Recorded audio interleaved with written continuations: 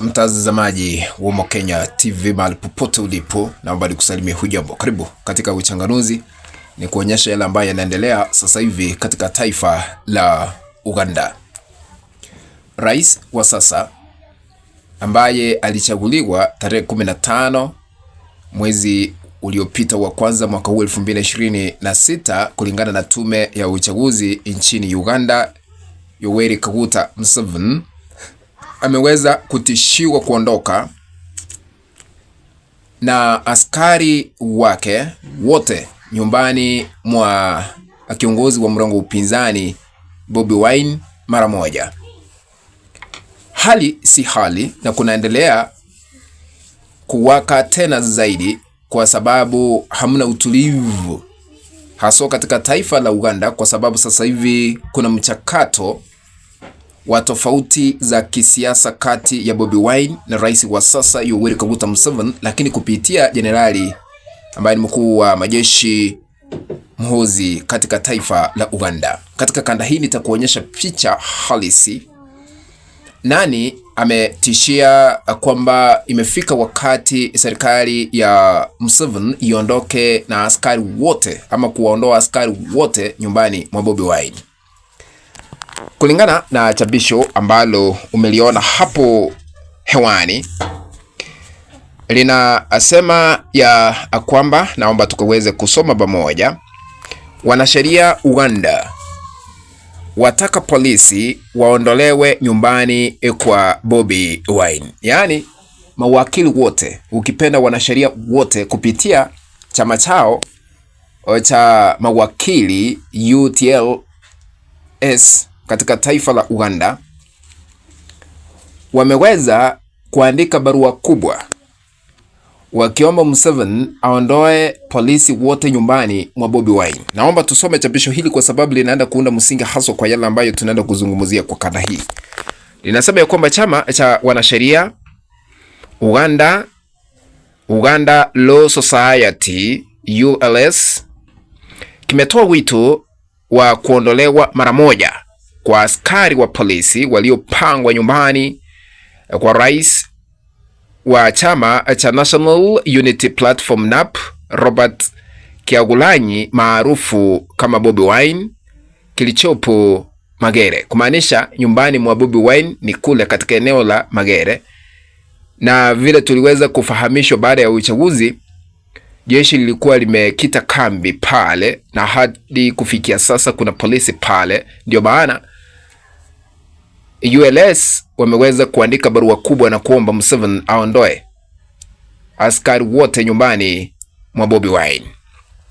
Chapisho hili linaendelea kusema kwamba katika barua ya tarehe 30 Januari iliyoandikwa kwa mkaguzi mkuu wa polisi IGP, huyo ndiye alitumiwa, Abbas Yakagaba, ULS kimesema uwepo unaendelea wa polisi katika makazi hayo ni kifungo kisicho halali, kinakiuka uamuzi wa mahakama kuu pamoja na haki za kikatiba za Kyagulanyi.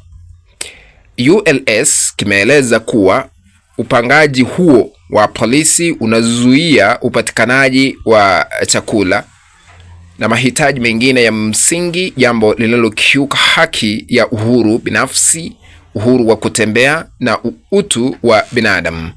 Chama hicho cha wanasheria kimewakumbusha polisi kuwa mahakama kuu iliamua mwaka 2021 kuwa kifungo cha muda mrefu cha Bobi Wine nyumbani baada ya uchaguzi kilikuwa kinyume cha sheria na katiba.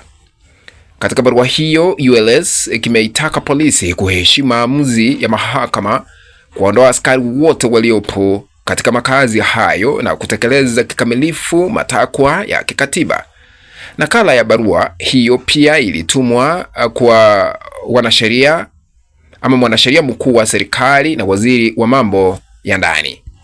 Shinikizo hili linakuja wakati ambapo upinzani unaendelea kulalamika kuwa vyombo vya usalama vinatumia upangaji wa askari kuweka kifungo cha nyumbani kisicho rasmi, de facto house arrest, kwa kiongozi wa NAP, hali inayozua wasiwasi mkubwa kuhusu heshima ya utawala wa sheria nchini Uganda. Kabla nizame kuondana, shukuru kwa ambao mnatazama hii kanda mahali popote mlipo, mzidi kubarikiwa kwa heshima na taadhima.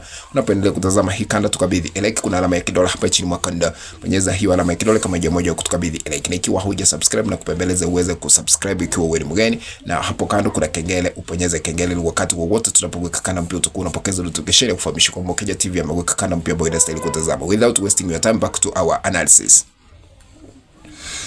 Sasa Museveni ambaye ni rais na mkuu wa majeshi Jenerali Muhoozi wameandikiwa barua na hata mwanasheria mkuu katika taifa la Uganda kuhakikisha ya kwamba, na hata waziri wa ndani ambaye anasimamia masuala ya usalama, kuondoa polisi wote nyumbani mwa Kyagulanyi, ukipenda Bobi Wine, kwa sababu inadaiwa kwamba wale ambao wako chini ya ulinzi mkali nyumbani mwa Bobi Wine hawana chakula.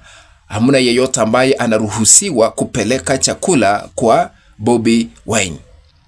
Bobi Wine aliweza kufanikiwa kutoroka, na hata yeye angekuwa pale, na tunataarifiwa ya kwamba hata yeye anaendelea kutafutwa na serikali ya Yoweri Kaguta Museveni sasa hivi, lakini yu mafichoni, ila tu anazungumza kupitia mitandao ya kijamii, lakini hamuna yeyote ambaye anaelewa yupo wapi.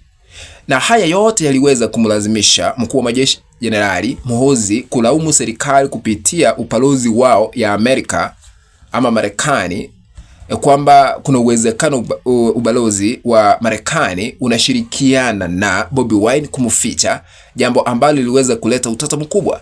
Baadaye Muhoozi aliweza kuondoa machapisho hayo katika mtandao wake wa X na akaomba msamaha taifa la Marekani, lakini baadaye tukashuhudia ya kwamba taifa la Marekani kupitia bunge, haswa kamati ile ambayo inasimamia mahusiano ya nchi za kigeni kupitia Senator Rich, waliweza kukataa msamaha wa Muhoozi, wakasema lazima liwe liwalo, sanctions, yani vikwazo lazima zitawekwa na uhusiano upya kuangaliwa kati ya Marekani na taifa lile la Uganda. Yani kuna masuala ambayo ni fiche ambayo yanaendelea kushuhudiwa katika taifa la Uganda, na kwa sababu ya uchaguzi uliokamilika, hata wengi wanajiuliza maswali, mbona kiongozi wa chama cha NAP, National Unity Platform, Bobi Wine anatafutwa licha ya kushindwa katika uchaguzi uliopita, kwa sababu tume ya uchaguzi iliweza kumtangaza Museveni kuwa mshindi kwa kujizolea kura zaidi ya milioni 7 ikilinganishwa na zile ambazo Bobi Wine aliweza kuzipata ambazo ni kura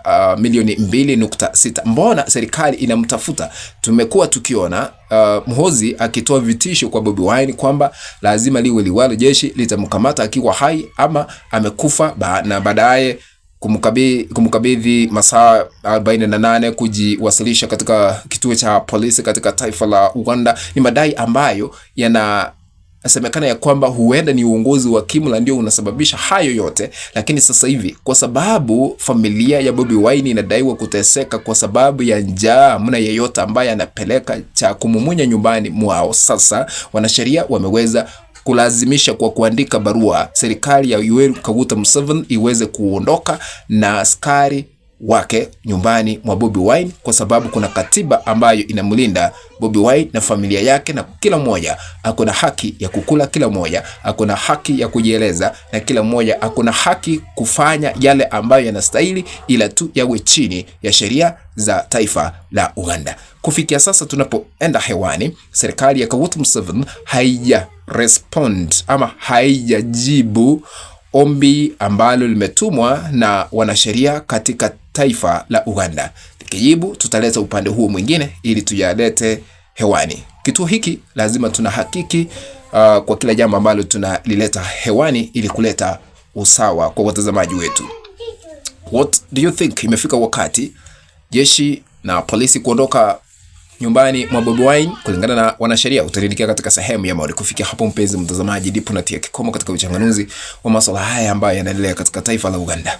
Tukutane katika kanda ambayo nitaitengeneza hapo baadaye. If you have not subscribed to our YouTube channel, I'm requesting you to consider subscribing by smashing the subscribe button and this down here once you are. And remember to turn on the notification bell so that the moment Omo Kenya TV uploads any new video clip, you'll be notified automatically. You'll receive a notification that Omo Kenya TV has uploaded the video clip to which. Remember to share our links to other WhatsApp groups and even on Facebook. That is the only way we can continue building this channel of ours, Omo Kenya TV. Be blessed by our SOB being whole of heaven. Let's meet in the next video. Bye-bye.